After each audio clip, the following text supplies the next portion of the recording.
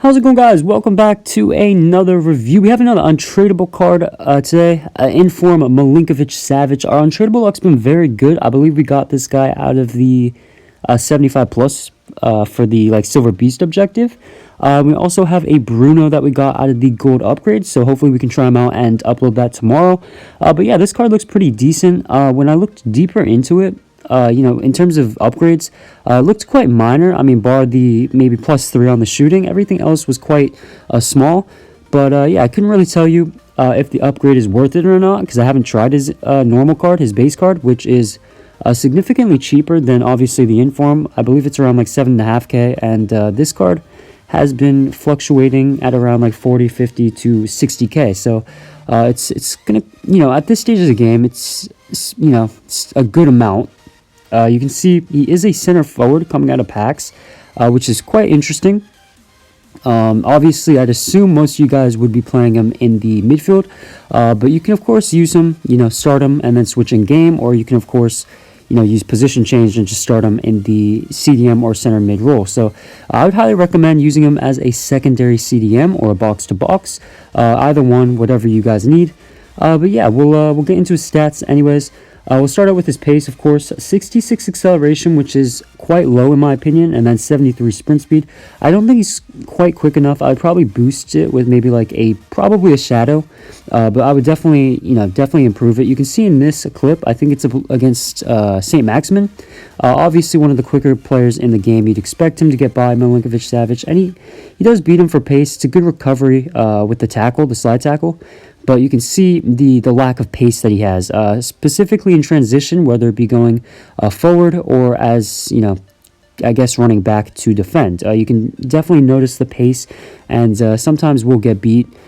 So it's definitely something notable that you'll want to consider and definitely improve. In terms of his shooting, he's a good goal-scoring midfielder. It's a great asset to have on your midfielder, someone who's able to score goals. He's got 83 finishing, 82 attack positioning, 86 shot power, and 83 long shots. He scored quite a fair bit of goals for me, which I did enjoy about this card.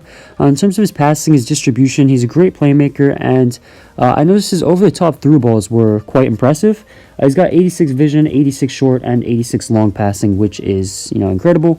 And then his on-the-ball ability, another probably a bit of a con for me, specifically the agility and balance being quite low. The mobility on this card isn't the best.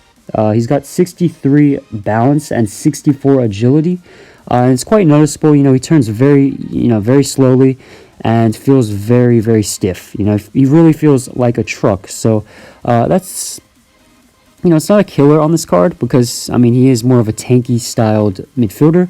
It's not like he's a flair player who'll dribble through and destroy defenses like that, but it's something to keep in mind, and something you want to consider when you're on the ball with him. You're not going to want to do too much with him, even though he has fairly good stats, 4-star skill moves, 89 ball control, which definitely helps in terms of handling the ball. And then he's got 87 dribbling, 85 composure, and 84 reactions. In terms of his defensive play, he's quite a good tackler, very strong tackler. He's got 80 stand tackle, 74 slide tackle, 78 interceptions, which is good, 78 defensive awareness. And then he's a very good aerial threat, very good in the air, wins those 50-50s, specifically off the kickoff or the, off corners. He's a great aerial threat. Being 6'3" with 86 jumping and 87 heading accuracy, that's a great asset. And then he's got the 86 stamina, he'll last the full game, and then 89 strength.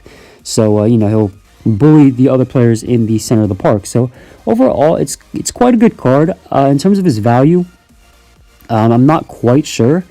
And then, the obvious cons here are going to be his mobility. But other than that, a very well-rounded box-to-box or, holding midfielder. So that's going to be my review for Milinković Savić. Please like the video. Of course, subscribe. Comment down below who you'd like to see next. And thank you for watching.